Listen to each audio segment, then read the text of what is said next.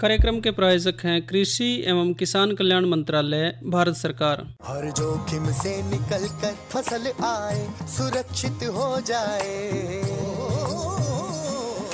फसल बीमा से हर किसान अब आत्मनिर्भर हो जाए।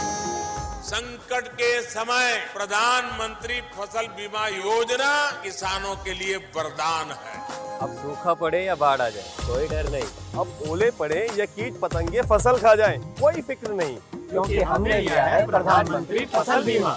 बुआई से फसल कटाई तक हर जोखिम का दावा, न्यूनतम प्रीमियम पर अधिकतम भुगतान का वादा। योजना से हर साल जुड़ रहे हैं 5 करोड़ से ज्यादा किसान। अब आपकी है बारी। नजदीकी कृषि कार्यालय, सहकारी समिति, बैंक शाखा, अधिकृत बीमा कंपनी या जन सेवा केंद्र में स्वेच्छा से करा सकते हैं पंजीकरण। फसल बीमा पोर्टल या फसल बीमा ऐप द्वारा भी कराया जा सकता है पंजीकरण। प्रधानमंत्री फसल बीमा योजना, आपकी फसलों का संपूर्ण सुरक्षा कवच। कृषि एवं किसान कल्याण मंत्रालय, भारत सरकार। धर्मवीर भाई राम राम।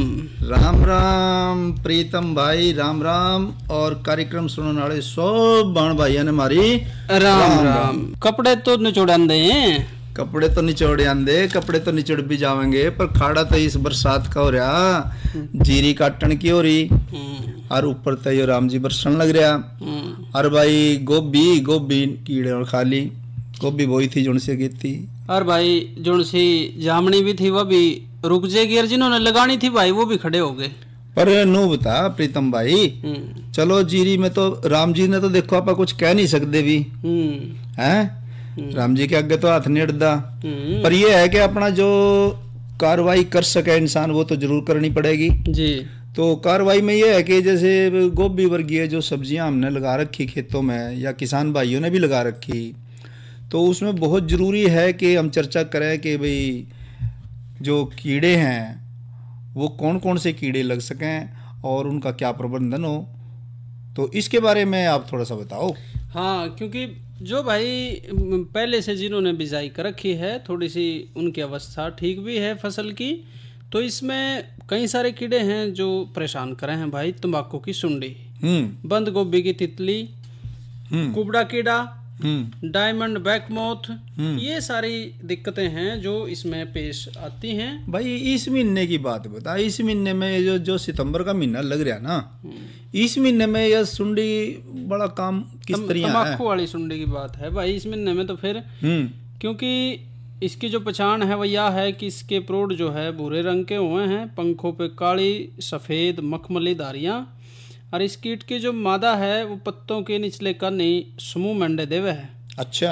इसकी छोटी सुंडियाँ एक जगह पे इकट्ठी हो जाएंगी और बड़ी होने पे सारे खेत में फैल जाएंगी, पत्तों ते चिपक के उन्हें नष्ट कर देंगी। अच्छा।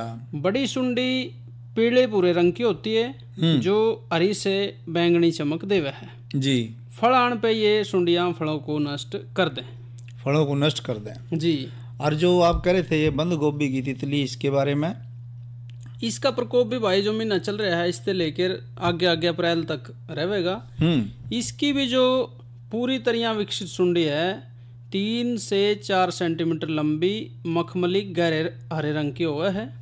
इसके शरीर पे धब्बे, पीली धारियाँ, सफ़ेद बाल, इस डाल की इसकी पहचान है। और जो नवजात जो इसकी सुंडियाँ हैं वो झुंड में रह के पत्तों ने खावे हैं, फूल में भी चली जा हैं जी। बड़ी सुंडियाँ पूरे खेत में फैल जाएं, पत्तों को छलनी कर देंगी, और ज़्यादा प्रकोप की अवस्था में भाई जो पत्तों की सिराएं हैं वही रह जाएंगी, पत्ता सारा खत्म। मतलब पत्ता तो सारा खत्म ही कर दे यार जी। यह अच्छी तितली हुई प्रीतम भाई जी। और ये कुबड़ा कीड़ा? कुबड़ा कीड़ा भी है भाई जिसने सुंडिया जिसकी हरे रंग की हैं और जो कुब्बड़ बना के चले हैं। कुब्बड़ बना के चले? हाँ। अच्छा।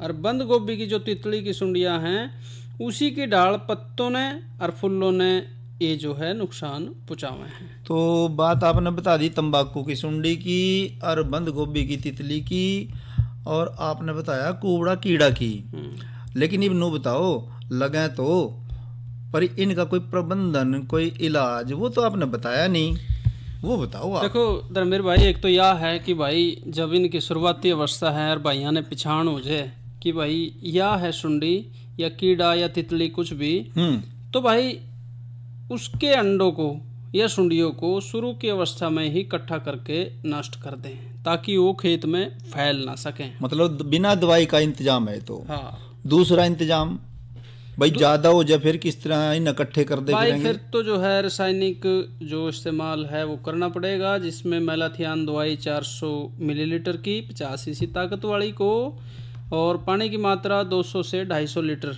इसमें घोल के प्रति एकड़ फसल पे छिड़काव करना है। 10 दिन के अंतराल पे दूसरा छिड़काव कर सके हैं जरूरत पड़े तो, और पड़े ही है आजकल। तो प्रीतम भाई आपने बताया दवाई कौन सी बताई आपने? मेलाथियान। जी, मेलाथियान 50 सीसी है। और मात्रा कितनी बताई? 400 मिलीलीटर। और पानी 200 से 250 लीटर पानी ले सके हैं। मतलब ये जो मिश्रण बनेगा यो 1 एकड़ जो खड़ी फसल पे आप छिड़काव खूब आराम से कर सके जी। और जो जरूरत पड़े तो आपने बताया कि दूसरा छिड़काव आप 10 दिन के अंतर पे कर सके। और भाई एक जुगाड़ और भी है जी धर्मेंद्र भाई, बंद गोभी की 25 कतारें अगर आपने लगा रखी हैं तो सरसों की 2 कतारें बीच में लगा दें।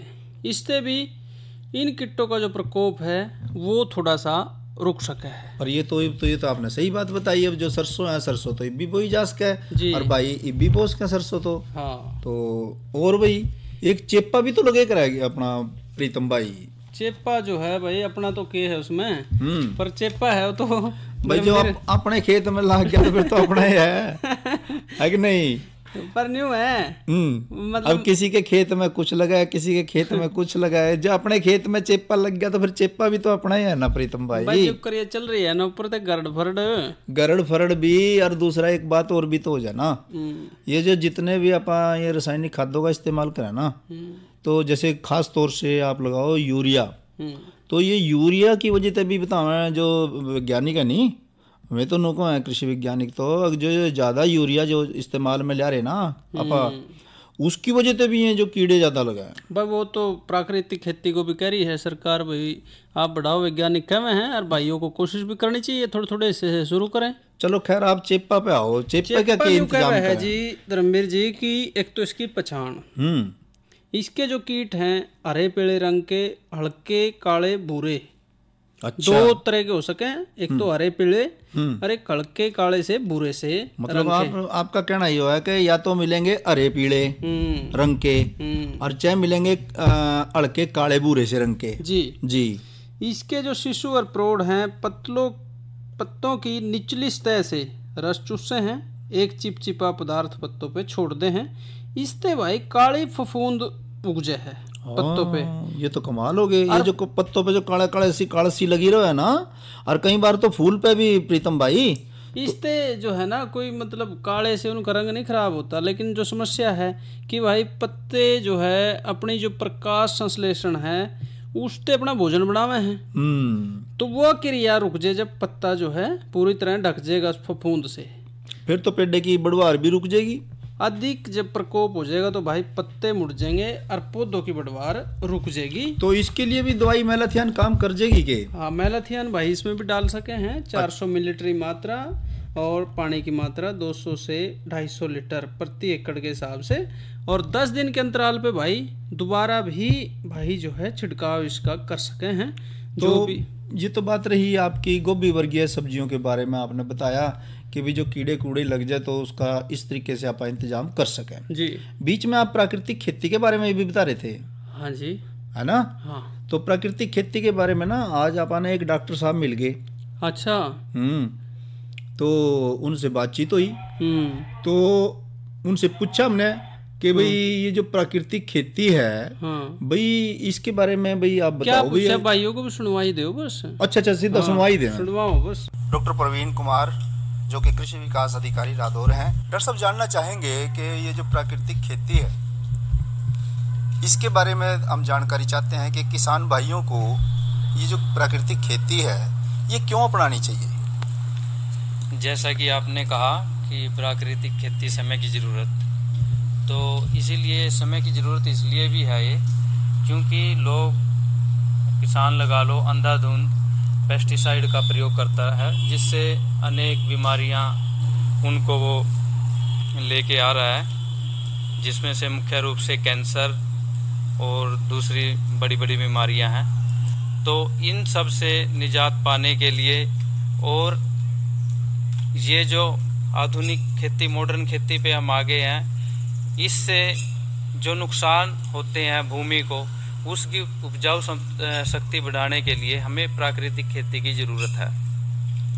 तो इससे क्या है, प्राकृतिक खेती से जो हमारे प्राकृतिक संसाधन हैं उनको हम बचा सकते हैं। जैसे हमारी धरती है, धरती को हम तभी बचा पाएंगे जब हम जो भी फसल अवशेष हैं या प्राकृतिक चीज़ें हैं, वर्मी कंपोस्ट है, अलग चीज़ें हैं, पोल्ट्री की खाद है, तो इनका हम इस्तेमाल करके तो हम प्राकृतिक खेती का और ज़मीन का संरक्षण कर सकते हैं। यानी आपने कहा कि जो प्राकृतिक खेती है वो इसलिए भी ज़रूरत है क्योंकि जो इस खेती को करके बहुत सारे रसायनों का उपयोग करता है किसान भाई, बहुत सारे पेस्टिसाइड का इस्तेमाल करता है, और फिर जब इस तरह का जब रसायनों का प्रयोग होता है तो वो रसायन जो हमारे खाद्यान्नों में चले जाते हैं, जिसकी वजह से ये बहुत सारी बीमारियां पैदा हो रही हैं। उधर आपने बताया कि मिट्टी की सेहत भी ख़राब होती है। तो इसी तरह डॉक्टर साहब जल का भी कुछ ना कुछ तो दूषण होता ही होगा, प्रदूषण होता ही होगा। पेस्टिसाइड के प्रयोग से जल का भी बहुत ज़्यादा दुष्प्रभाव है। जैसे जल में जो यूरिया है वो जा रहा है, उससे यूरिक एसिड वगैरह बनता है, शुगर इसका सबसे बड़ा कारण है। पशु जैसे घास चारा वगैरह खाते हैं तो उन्हीं का हम आगे दूध पीते हैं, उन्हीं के कई प्रोडक्ट हैं दूध से वो बनते हैं, वो इस्तेमाल करते हैं। उससे फिर ये केमिकल मनुष्य के शरीर में चले जाते हैं, जिससे बहुत सारी बीमारियां हम अपने शरीर में ले लेते हैं और जो जीवन है हमारा वो खतरे में पड़ जाता है। बहुत अच्छा डॉक्टर साहब। तो अब बात आती है डॉक्टर साहब कि जब ये पता चल गया हमें कि भाई ये जो प्राकृतिक खेती है इसको करके हम बच सकते हैं डॉक्टर साहब इन बातों से? हाँ, प्राकृतिक खेती से हम इन दुष्प्रभावों से बच सकते हैं, लेकिन इसमें हमें एक चीज़ ध्यान रखनी है कि प्राकृतिक खेती पे हम एकदम से नहीं आ सकते। धीरे धीरे, मान लो किसी पे 10 एकड़ है, वो 1-2 एकड़ से शुरुआत करे और ज़्यादा रिस्क ना ले इसमें। 1-2 एकड़ से शुरुआत करके आहिस्ता आहिस्ता मतलब 3-4 सालों में उसको इसके परिणाम मिलने शुरू हो जाएंगे।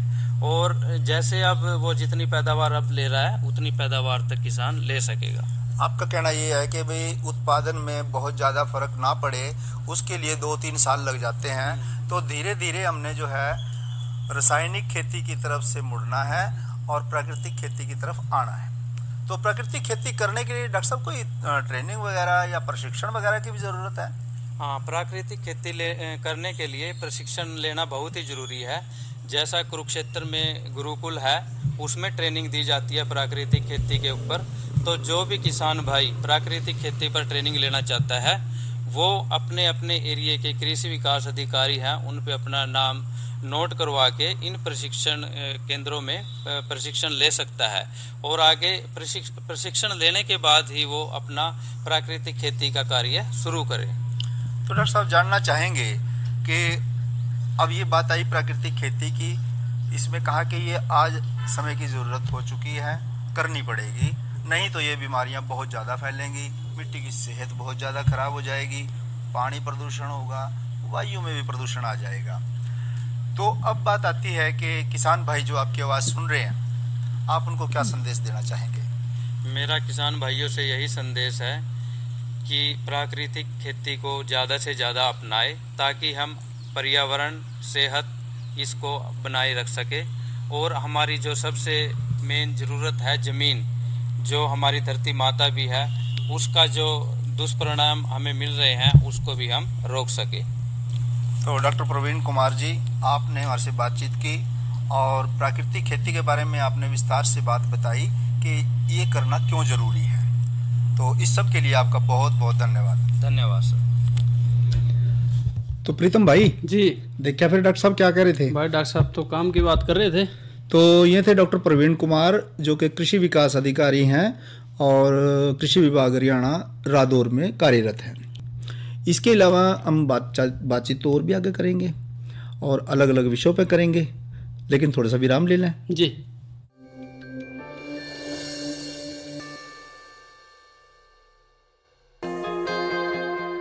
किसानों की आमदनी में वृद्धि और देश में कृषि संबंधी इंफ्रास्ट्रक्चर को मजबूती प्रदान करने के लिए भारत सरकार ने जुलाई 2020 में आत्मनिर्भर भारत पैकेज के तहत एग्रीकल्चर इंफ्रास्ट्रक्चर फंड योजना की शुरुआत की थी, जो कृषि क्षेत्र के लिए बेहद महत्वपूर्ण साबित हो रही है।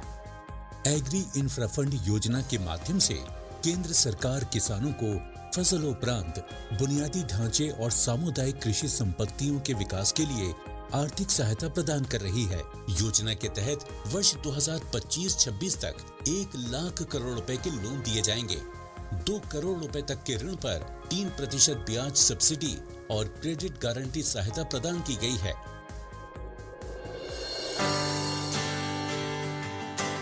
कोई भी किसान, कृषि उद्यमी, एफपीओ, प्राथमिक कृषि सहकारी समितियां, स्वयं सहायता समूह, कृषि उपज मंडी समितियां इत्यादि इस योजना का लाभ लेकर देश में गोदाम, प्राथमिक प्रसंस्करण इकाइयां, cold chain, custom hiring centre, छंटाई एवं ग्रेडिंग यूनिट इत्यादि स्थापित कर सकते हैं। साथ ही कृषि संबंधित आधुनिक तकनीकों के विकास जैसे कि drone, remote sensing, blockchain, IoT इत्यादि के लिए भी योजना के तहत लाभ लिया जा सकता है। लोन लेने की प्रक्रिया बेहद सरल है। ऑनलाइन पोर्टल agriinfra.dac.gov.in पर लॉगिन करके आवेदन किया जा सकता है। सभी आवेदनों का तुरंत निस्तारण किया जा रहा है। तेलंगाना के बालारेड्डी विश्वाराम के स्टार्टअप द्वारा लगाए गए विभिन्न राज्यों में 25 प्रोजेक्ट्स को मात्र 1 दिन के अंदर ही स्वीकृति मिल गई। ये किसानों से कृषि उपज की प्रोसेसिंग कराकर सामान को सीधा बाजार में बेच रहे हैं, जिससे बड़ी संख्या में किसान लाभान्वित हो रहे हैं। 10 स्टेट्स में हम डिस्पैच सेंटर्स को लगा रहे हैं। उसका प्रोजेक्ट कास्ट एक डिस्पैच सेंटर के लिए 5.9 करोड़ है। इसमें हम एग्री इंफ्रास्ट्रक्चर फंड का स्कीम में अप्लाई किया और तुरंत उसका सारा 25 लोकेशंस का अप्रूवल मिल गया। हिमाचल प्रदेश की ढींगी देवी ने योजना की मदद से ग्रेडिंग और पैकेजिंग यूनिट स्थापित किया है, जिससे गांव के अन्य किसानों को भी लाभ हुआ है। हनुमानगढ़ की गोलूवाला निवादान ग्राम सेवा सहकारी समिति ने योजना का लाभ लेकर बूम स्प्रेयर खरीदा है। इससे लगभग 1 दिन के अंदर ये 125 बीघा स्प्रे करता है और इससे समिति को 6,500 रुपये प्रतिदिन आमदन हो रही है और इससे हमारा पैक्स परिवार पूर्णतः गवर्नमेंट का तहे दिल से शुक्रिया अदा करता है। इसी तरह देश भर में हजारों स्वीकृत प्रोजेक्ट के शुरू हो जाने से कृषि क्षेत्र में क्रांति आ रही है। योजना के तहत बनाए गए फार्म गेट इंफ्रास्ट्रक्चर से अधिक निवेश के द्वार खुल रहे हैं। कृषि का आधुनिकीकरण हो रहा है, रोजगार के नए मौके खुल रहे हैं और एग्री सप्लाई चेन में किसानों की भागीदारी बढ़ रही है। तो आप भी इस योजना का लाभ लेकर अपने और देश के विकास में भागीदार बन सकते हैं। तो प्रीतम भाई जी, मौसम का हाल भी पता करना बहुत जरूरी है। हाँ भाई, हाल भी आगे आने वाला हाल भी दोनों सुना फिर जी। आइए सुनते हैं डॉक्टर ममता से। किसान भाइयों राम राम। मौसम पूर्वानुमान एवं कृषि सलाह के साथ मैं हूँ डॉक्टर ममता, मौसम विशेषज्ञ, कृषि विज्ञान केंद्र कुरुक्षेत्र। किसान भाइयों, आने वाले दिनों में कुरुक्षेत्र जिले में 2 दिनों तक अधिकतर स्थानों पर हल्की से मध्यम बारिश होने का अनुमान लगाया जा रहा है तथा अधिकतम तापमान में गिरावट आने, हवा में नमी की मात्रा अधिक रहने का अनुमान भी लगाया जा रहा है। किसान भाई, आप अपने धान की और अन्य फसलों में सिंचाई और छिड़काव रोक लें। धन्यवाद। तो धर्मेर भाई जी, ये तो देखो चल ही रहा है, लेकिन कुछ मन भी हल्का कर दो, कुछ सुनवा के। मन भी हल्का कर दो? हाँ, ये भी आपका मन हल्का नहीं है भाई। ये मौसम तो नहीं होने देना। कोई बात नहीं, आपने रागनी सुनवा देंगे। या की बात कही? आओ फिर।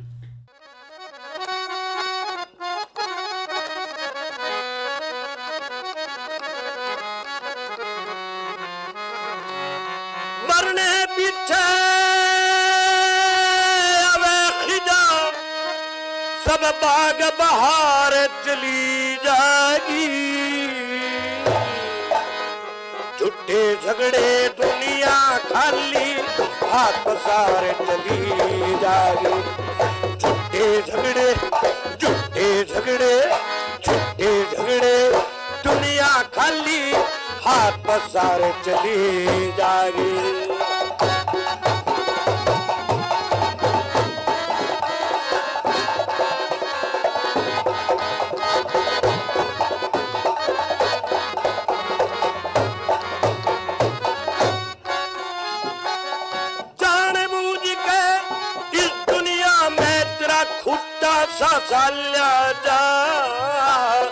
काल बली के खावन खातर अपने हाथ पाला जा। काल बली जी में चक्कर काटे नहीं वक्त वो टाला जा। कोई अगाड़ी कोई पछाड़ी, कोई अगाड़ी कोई पछाड़ी, कोई बीच में चला जा। दो दुनिया के पछे दुनिया रे, दो दुनिया के पछे दुनिया या लारम लार चली जाएगी। झूठे झगड़े दुनिया खाली हाथ पसार चली जाएगी।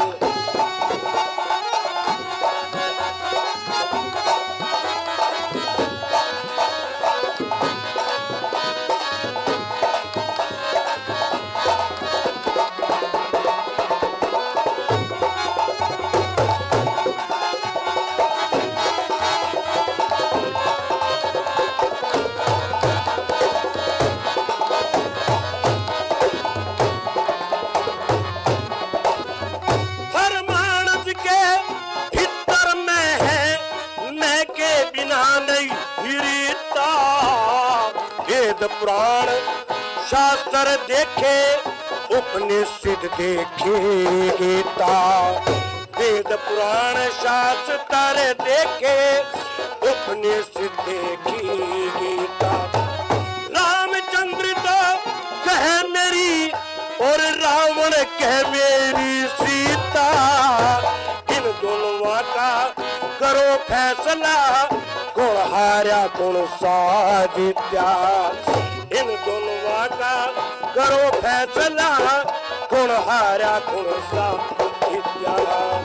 ये दोनों भी ना रहने के, ये दोनों भी ना रहने के, जीत और हार चली जाएगी। झूठे झगड़े दुनिया खाली हाथ पसार चले जाएगी। झूठे झगड़े दुनिया खाली हाथ पसार चले जाएगी।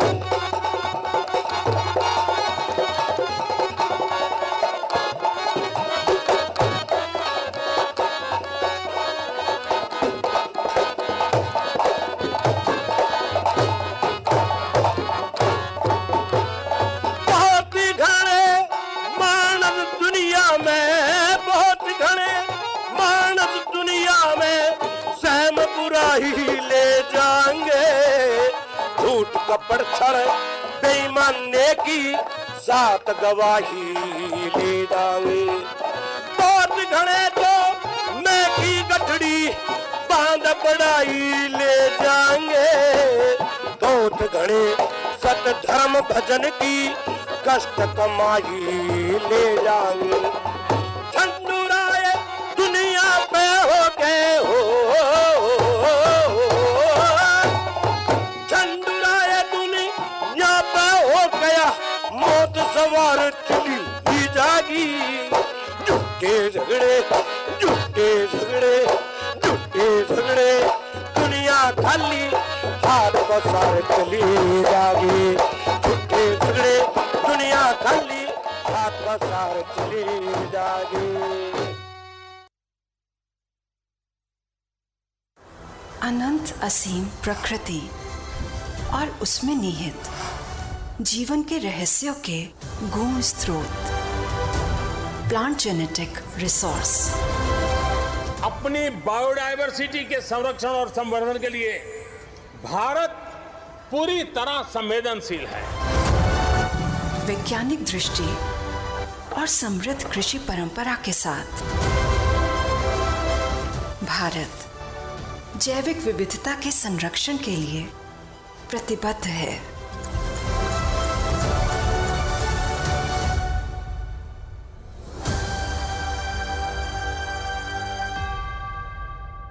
प्रीतम भाई जी धर्मवीर भाई, वो तो गई बरसात और बोना था तोड़िया, कोई नहीं थमेगी।